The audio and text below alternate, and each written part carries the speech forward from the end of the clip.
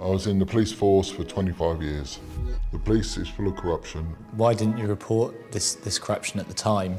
Officers would stitch people up all the time by lying in court. Did you never think that this might actually catch up with you? There were officers that had sex with prisoners in the cells. I wanted to be a police officer. It makes me feel sick. This man, Wayne Cousins, right? That's a dangerous man. Do you need to have a bit of ego to be a police officer? It's all about the ego. It's an ego-driven career. You end up with power. You end up with the power over people's liberty. You have dominion over them. What made you want to become a police officer in the first place? I'm a very sort of friendly, approachable person, you know, and I generally care, and I always have done. Why are you wearing a mask today? For my own protection. Whatever I say will be scrutinised, it will be transcribed, and they will look for any chink, legal chink in my armour to come and get me. But the public needs to know what's going on. Could you talk a little bit about when you first started noticing corruption within the force? Well, I didn't see corruption during my months of initial basic training. The moment you hit the street, bang, you start seeing corruption. So what kinds of stuff did you see?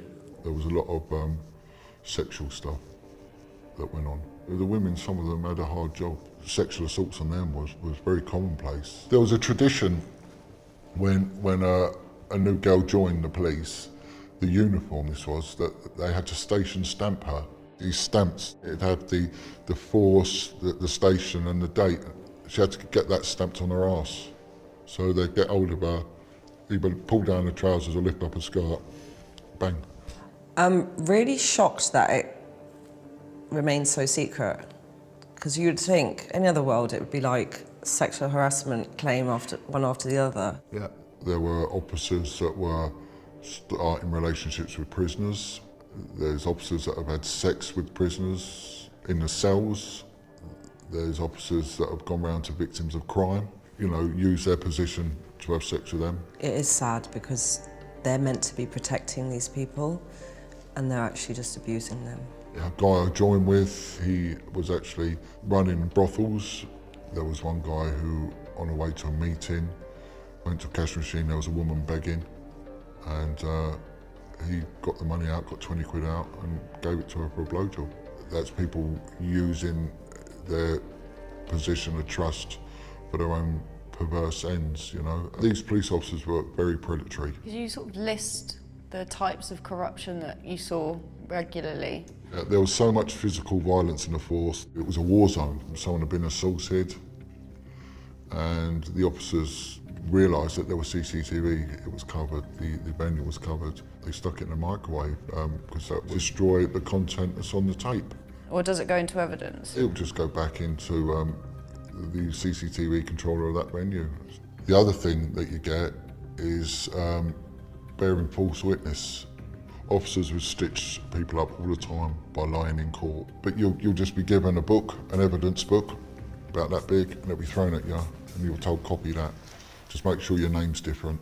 My dad was in the police for a long time. I wanted to be a police officer. I always thought that they were wholly good. It makes me sad to kind of hear some of the things that they were doing. To me, that just seems, it just doesn't seem right. To ask for help is seen as weakness. You become isolated from the rest of society very, very quickly. Alcohol is a major problem. Again, back then it would just smell of stale alcohol in the morning. Years ago, but cocaine was a big, big problem. There was a lot of people doing cocaine. One unit I was on, one guy was sniffing it in his locker, and they want to be like the gangsters because they see how they live and they want part of it. And this is where I started seeing organised corruption. Officers selling information to drug dealers, to organised criminals, stealing from searches. Do you think chasing criminals and that's your job every day and focusing on what they're doing can actually kind of turn you into one? I don't generally believe in the police force people start off with a corrupt mindset, and money's addictive.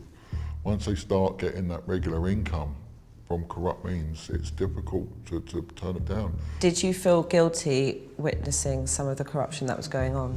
When it was people that didn't deserve it, but on the whole, I didn't really get caught up with these big units, so I kept my nose out and left it alone. Years ago, the complaints unit were there to basically get rid of the complaint. Or did your colleagues feel that you were above the law as police officers? The ego gets the better of you. You can basically do what you want. Was it something that the police force were trying to deal with? They never dealt with it. It was swept under the carpet and it was trivialised as well.